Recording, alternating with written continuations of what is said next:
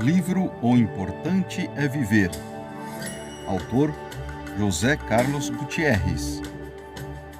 Editora Leia Sempre. Contracapa. Um livro de histórias, percepções e sentimentos. A vida de um homem preocupado em aprender e ensinar a viver. Os ensinamentos que moldaram o caráter. Os amigos, os amores e a vida. O valor da palavra e da força. O mais importante, viver. Elaine de Almeida Gomes.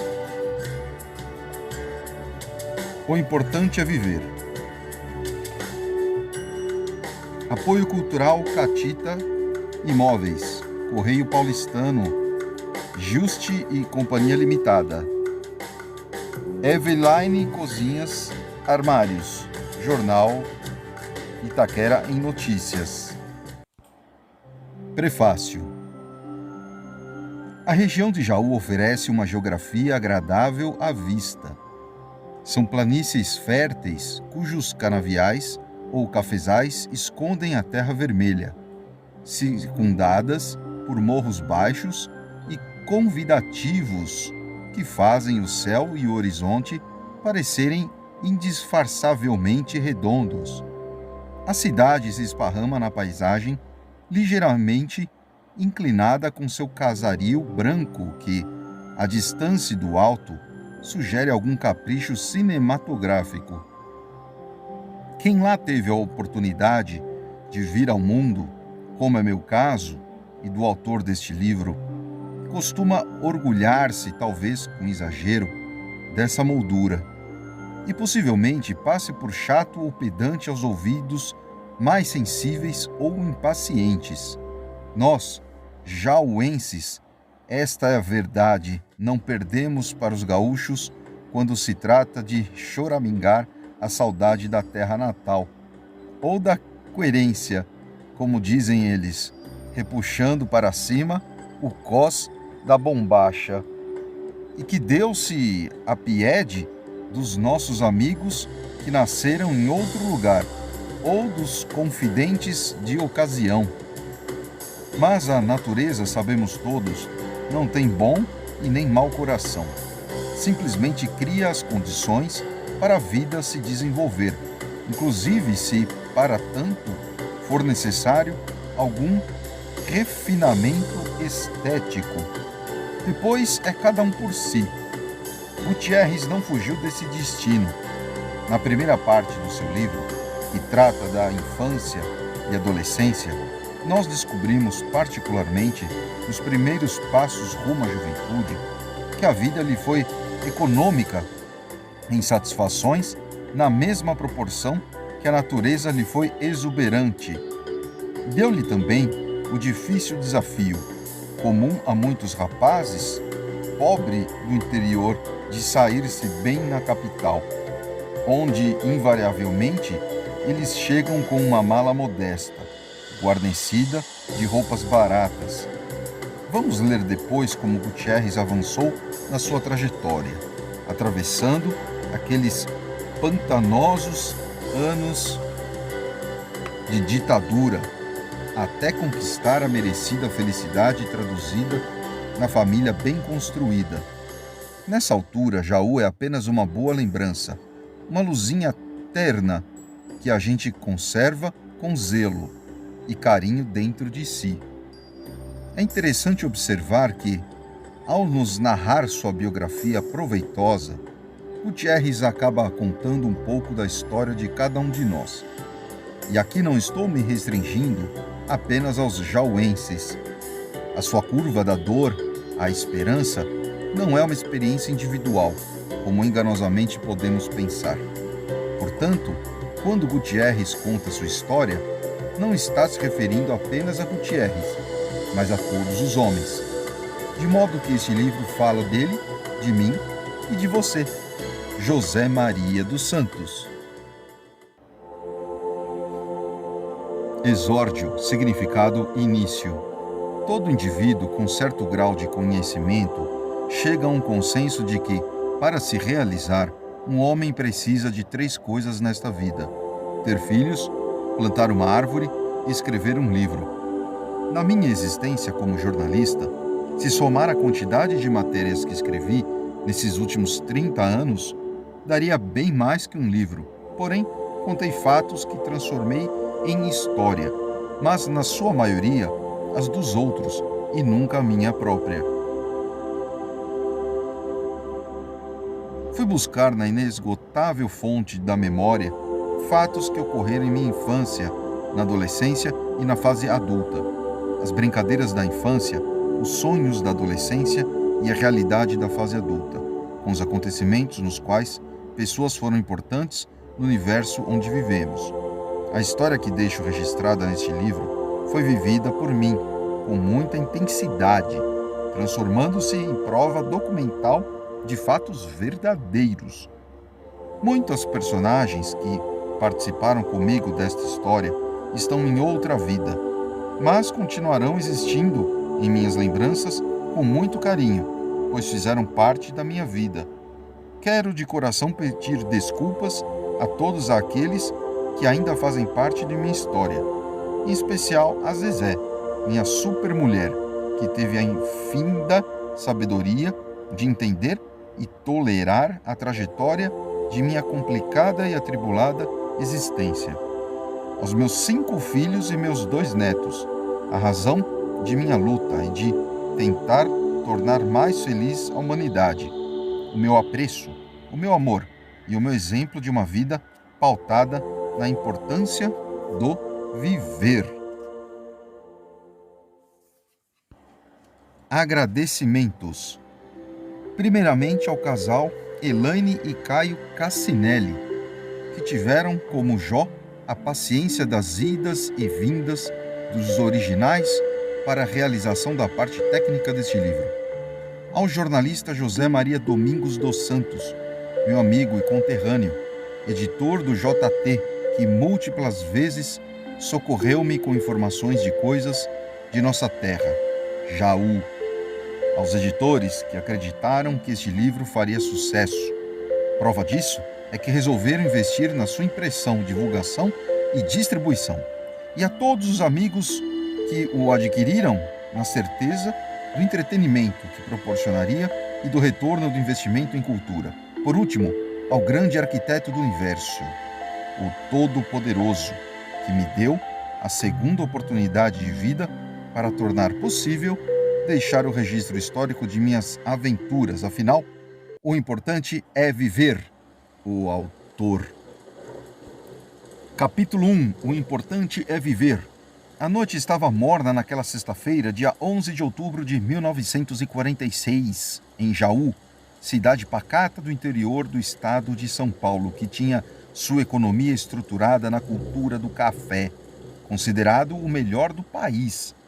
O mundo ainda ressentia-se dos efeitos da Segunda Guerra, e a caça às bruxas era o comentário geral na boca do povo. Corria solto que oficiais nazistas haviam fugido para a América do Sul, mais precisamente para a Argentina e Brasil, e comentavam ainda que alguns deles estavam escondidos no consulado italiano da Rua Major Prado, uma velha casa de muros altos e portões de ferro, que dava para a praça do Quiaquil, com o quintal cheio de plantas muito bem cuidadas, quase em frente ao bebedouro, um grande recipiente de ferro fundido em forma circular, com mais ou menos 2,5 metros de circunferência, que servia água para os cavalos, perto da padaria dos Nadaletos. É interessante como o povo muda de opinião rapidamente. Até pouco tempo atrás, os nazistas eram considerados heróis e tinham o apoio do presidente Vargas, até a declaração de guerra feita pelo Brasil aos países do Eixo. Nota de rodapé: Eixo era a denominação dada à aliança entre Itália, Alemanha e Japão na Segunda Guerra Mundial. Agora eram considerados criminosos, perseguindo os imigrados e descendentes daqueles países, chamados de Quinta Coluna, tendo inclusive seus bens penhorados. Falavam também que foram os americanos que forçaram o Brasil a declarar guerra à Alemanha, Itália e Japão, afundando navios na costa brasileira e culpando os submarinos alemães. Foram 18 navios brasileiros afundados, e o último de que se tem conhecimento foi em Ubatuba, cidade litorânea no estado de São Paulo, no dia 23 de outubro de 1942. Um cargueiro de nome Campos, com 56 tripulantes, comandados pelo capitão Mário Amaral Gama, no qual 12 pessoas morreram torpedeadas pelo submarino alemão U-170, sob o comando de Günther Pfeffer. O total das vítimas fatais em embarcações nacionais até o final da Segunda Guerra Mundial, segundo informações da Marinha de Guerra, foi de 1.449 mortos. O Brasil, na época, emprestou dos Estados Unidos 200 milhões de dólares para implantar um sistema de defesa anti-submarinos, instalando bases aéreas no litoral, comprando material bélico adequado e investindo em cursos especiais para os militares brasileiros que, infelizmente, não se dedicaram por muito tempo, relaxando a vigilância da costa marítima, pouco mais de um ano depois de implantada, até o afundamento do Campos, quando voltaram a se preocupar novamente com o patrulhamento de seu extenso litoral, o que fizeram até o final do conflito.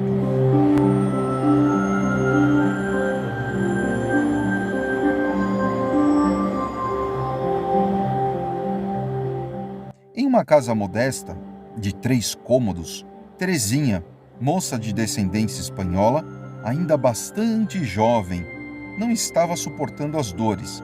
Estava grávida e já passava dos 9 meses. Isto se não tivesse errado as contas. Quando amainava um pouco as dores, voltava seus pensamentos para o passado e lembrava-se como tinha conhecido o espanhol Zé Padeiro em uma manhã de domingo, quando foi pegar pão e o leite na charrete puxada por uma égua alazã de nome Cambota. A quinta coluna, nota de rodapé, é um termo usado para se referir a grupos clandestinos que trabalham dentro de um país ou região, ajudando a invasão armada promovida por outro país em caso de guerra internacional ou facção rival no caso de uma guerra civil. Por extensão, o termo é usado para designar todo aquele que auxilia a ação de forasteiros, mesmo quando não há previsão de invasão. Zé era espanhol, único filho homem entre 4 irmãs, descendentes da família tradicional Carrascosa Gutierrez, Albertus, originários da região de Granada, Espanha. Bem educado, foi escoteiro e aluno do Dante Alighieri do Jaú, onde aprendeu línguas. Era poliglota autodidata, pois falava corretamente o espanhol, italiano, inglês e francês. Além de comerciante, também era padeiro de profissão. Terezinha tinha 14 anos de idade, estudara apenas até o 2º ano do curso primário e trabalhava como doméstica na casa de uma tradicional família de origem libanesa, comerciantes que mal falavam o português. Apenas o filho mais velho, Nezim, era um bom entendedor e servia, às vezes, de intérprete para seus pais que teimavam em conservar as tradições, praticando a língua de sua origem a todo momento e confundindo os 2 outros filhos menores, que só aprendiam português brincando ou no campinho jogando bola com a molecada. Terezinha trabalhava duro do nascer ao pôr do sol na limpeza da casa e na cozinha, onde aprendeu a fazer quibes, charutos de folhas de uva e repolho, coalhada, hummus, bagaganushi, tabule, entre outras comidas árabes.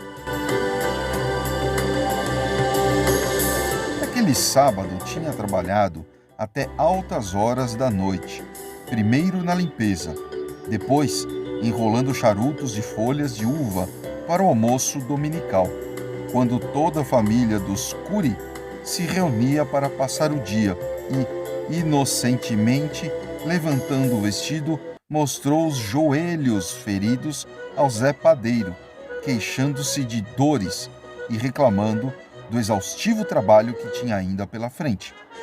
Os joelhos da menina moça não saíram mais da cabeça do espanhol. Sonhava, acordava, vestia-se, comia, bebia e até mesmo quando estava nos seus afazeres de padeiro, cilindrando a massa, enrolando o pão, assando confeitos, e quando começava a encher os balaios de pão, seu coração começava a bater mais forte e descompassado. Estava chegando a hora de sair para as entregas e ver, ouvir sua voz, sentir o seu perfume, servir a Terezinha na casa da família dos Cury. Aquele dia seria muito especial, pois iria pedir a moça em namoro. Há algum tempo Zé estava só, vivia triste e acabrunhado. Não tinha mãe e seu pai falecera vítima de um infarte durante uma viagem de compras que fizera a Bauru. Caiu na calçada da plataforma de embarque na estação do trem quando pretendia voltar, carregado de embrulhos e compras. Não adiantou o socorro do médico, das sanguessugas, da sangria. O velho espanhol não chegou a embarcar com vida de volta para casa. Foi um transtorno na família e, particularmente, na vida do Zé, que teve que ficar sozinho, pois, logo após a morte do pai, suas irmãs emigraram para São Paulo para tentar nova vida. Até os treinos e os jogos no Palmeirinha de Jaú teve de abandonar. Foi um adeus ao futebol e o Brasil perdeu um grande jogador de futebol, um center-half ligeiro da melhor qualidade. As dores de Terezinha continuavam cada vez mais fortes, vinham cada vez menos espaçadas e o seu marido Zé não chegava.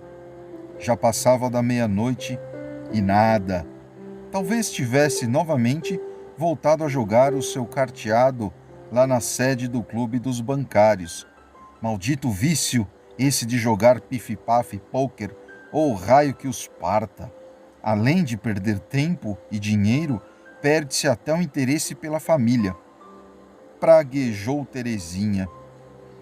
Ainda mais ela, que também já tinha perdido sua família por motivos de separação dos pais. Seu pai, um espanhol chamado Gonçalo, motorista de praça e nas horas vagas gostava de uma briga de galo, tinha separado de sua mãe, Joana Lopes, também espanhola, para viver com uma mulata muito jovem e bonita, que conhecera na rinha de briga de galos. Nota de rodapé, center-half, médio volante no futebol de hoje. Foi um escândalo na família e na colônia, onde já se viu um espanhol fugir com outra, ainda mais uma mulata, uma vagabunda. Manifestação do mais insípido e perverso ato discricionário, senão a mais pura discriminação racial, muito comum naqueles tempos. Em Jaú, até os idos anos 60, era feito o footing no Jardim Central, chamado também de Jardim de Cima, bem em frente à igreja matriz, onde os jovens da raça branca circulavam pelo lado de fora dos jardins e os de raça negra no interior, em pista própria. Tinha até um clube associativo, o Clube Atlético Luiz Gama, em que brancos não eram admitidos. O comentário foi geral. Quando sua mãe, desgostosa, adoeceu e acabou com sua vida internada em um sanatório de doenças nervosas na cidade de Bauru. Naquele dia especial em que Zé pediu Terezinha em namoro, chovia muito na cidade. O rio Jaú estava cheio e a água do Cano Torto, folclórico lugarejo perto do Jardim de Baixo, na rua Tenente Lopes, onde tem um cano que ficava dia e noite jorrando a mais límpida e pura água da cidade, estava naquele dia meio turva. Até a lenda de quem bebia água, o cano torto, jamais deixaria de pensar em Jaú, ficou prejudicada. Naquele dia, os que beberam duvidaram da pureza da água e sequer acreditaram na lenda que persistia desde os tempos da escravidão. Terezinha e Zé uniram-se para tentar a vida juntos e namoraram quase um ano antes de casarem-se no civil e na igreja, quando os padrinhos, convidados e amigos tiveram direito à festa, com bolo e doces muito bem confeitados pelo noivo. As dores deram uma pausa para Terezinha justo quando o barulho no portão e o latido da Bolinha, uma cadela peluda da raça Lulu, anunciava a chegada de alguém. Era o Zé, que chegava com uma grande novidade. Tinham ganhado uma bolada no Pif-Paf Cartas. Ele e seu velho companheiro, Dr. Benedito Monte, negro, médico, cirurgião e legista da cidade. Zé tinha a certeza que acabaria com as dívidas contraídas com o casamento e definitivamente iria largar a freguesia de pão e leite. Não iria mais trabalhar de padeiro, agora seria o administrador do clube de carteado. Iria viver de baratos, tipo de comissão que se ganha por rodada dos jogos de baralhos. Com a notícia, a dor de Terezinha voltou ainda mais forte. Seu marido iria começar uma vida que ela não gostava. Se como padeiro já levantava no meio da noite para trabalhar, deixando-a só em casa, uma menina ainda com seus 16 anos, imaginou que teria de ficar a noite inteira sozinha, pois era o costume dos jogadores de baralho, que começavam a jogar por volta das 20 horas, logo após o jantar, e varavam a noite adentro e, na maioria das vezes, voltavam para casa no outro dia, depois do nascer do sol. Outra coisa que o Zé iria fazer, mudar seu nome para o que tinha como jogador de futebol no Palmeirinha de Jaú. Iria adotar o apelido Sastre, em homenagem a um grande jogador do seu time predileto, o São Paulo Futebol Clube. Sastre havia aí, naquele momento, sentenciado à penitência de Terezinha Pérez, seu grande amor, esposa, mulher e companheira. Terezinha começou a chorar como uma criança. Já não sabia qual a dor maior. Sastre ficou apavorado e, correndo, levou-a para o Hospital São José, esquina da Tenente Lopes, com Amaral Gurgel. A parteira, Dona Lídia, havia trazido ao mundo, até aquela data, quase que metade dos filhos dos imigrantes da cidade, principalmente dos espanhóis, que depositavam nela a maior confiança. Terezinha tinha se perdido no tempo e no espaço, já não tinha conta do horário e nem sabia mais onde estava.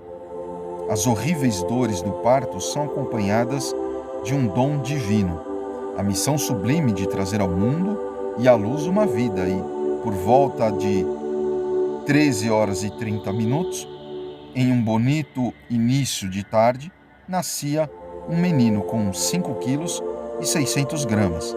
Vinha ao mundo com um cordão umbilical enrolado no pescoço, estava roxo, quase preto, pelo ar que lhe faltava nos pulmões. Demorou para chorar. Dona Lídia conta que foi um milagre de Deus sua sobrevivência. Sastre estava feliz, embevecido pelo filho homem que nasceu perfeito e com saúde. Tinha escolhido até o nome, Carlos, em homenagem a Carlos Gardel, famoso cantor de tangos que morrera em um acidente de avião nos anos 1930, e José, em homenagem ao seu pai, também recentemente falecido.